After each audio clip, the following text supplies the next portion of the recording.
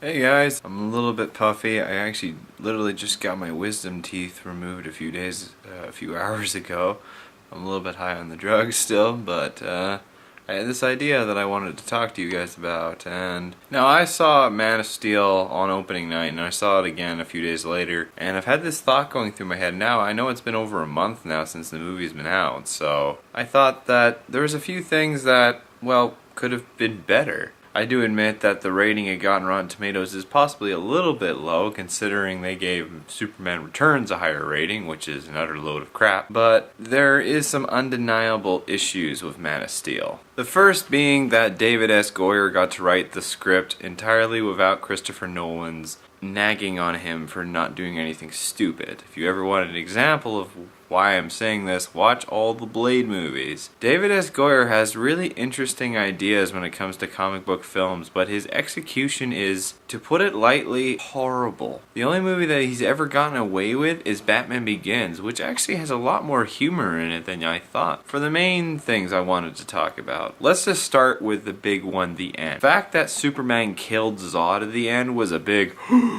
oh my god. Really? I saw this coming right when he was introduced. It's like, he's going to destroy the planet. This is his job. This is his function. He has lost everything by this moment because his entire crew is dead.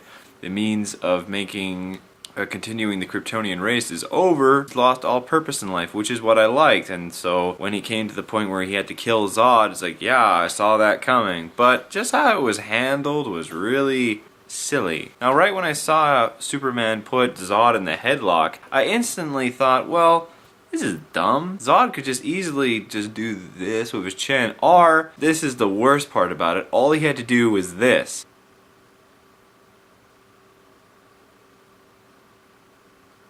That is it. All he had to do was just move his eyes. Maybe when you're doing the laser eye thing, you can't move your eyes, but still, it looked really silly how he was slowly moving, but he was holding his head. Another thing is that Superman, all he had to do was jump up in the air, right? He had him in the lock, he could just jump. That whole scene leading up to that moment would have been much cooler if there had been a conversation in between the violence. Really, Henry Cavill didn't say anything. He just fought. Whereas Zod kept on being like, no, we are the superior race, you have destroyed everything I know, I will make them suffer. You know, Superman could have come back with some dialogue saying, this isn't the way, you can make your own destiny now, we don't have to be scripted to our fates. And that would have been cool because, again, that also happened earlier on when he's fighting the chick in Smallville. She's just talking, oh, it was about evolution, and he's like, well, no. So he could have said something like, by giving into evolution, then we're turning into monsters ourselves, or something along that lines. Nothing preachy or anything, just he could have had some back-to-back banter. He could have really expressed why he was caring for the humans rather than just fighting for them. Another really odd thing that I thought was how the Kryptonians were totally cool with being able to jump like 60 feet in the air and whatnot. Yeah, it was said that by being exposed to our atmosphere, they would go through all those things, like being able to see X-ray vision, hear everything, have super strength and whatnot, be able to fly. That's what happened with Zod, right, when his helmet came off. But the chick, she's able to jump around and whatnot, and she's enclosed in her suit. I don't care what you're thinking about gravity. They are the same size as us. Gravity doesn't work like that. Even if we are being affected by the sun differently, they were encased in the suits. And the fact that they just started jumping around, they didn't really seem to care at all. Oh, another thing was, if they weren't able to see X-ray vision, how come she was able to jump up into the air, go through the barn roof, come down through the secret passage to find Cal's baby vessel? How the hell did she get that on the first try? So that's really what I thought. I really liked the memory sequences. I think that they could have spent a little bit more time on them to try and really give off this emotional feel. That was the thing that was going to be really cool, was you really had this thought that we were going to get this more emotional side of Superman. We were going to get this more kind of deeper influx of him, and we did get that for the most part, but unfortunately it kind of went on to the destruction side. And I didn't mind the fight scenes.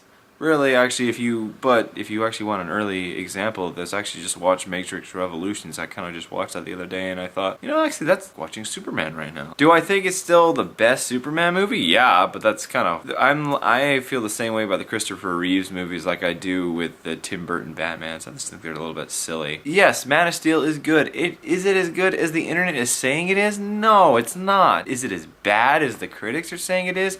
No, again, it's not. It's just a movie that just had this such great potential to be so much better. It's some people are looking at the issues from the wrong direction, and when they're looking at the good parts, they're overlooking the potential that these scenes could have had. If I was to go on the Rotten Tomatoes rating, I would have given it like a 67. 70, maybe high. That's a little high. So maybe 60s around there. I really thought that all the characters that were good, like Russell Crowe, Kevin Costner, my God, and Henry Cavill were really good, and I liked how Lois Lane wasn't a dummy. Like that was really good. I still think that the ending's a little bit odd though. Like the idea that the guy's asking her to go to a Knicks game. Who's gonna be playing in Metropolis?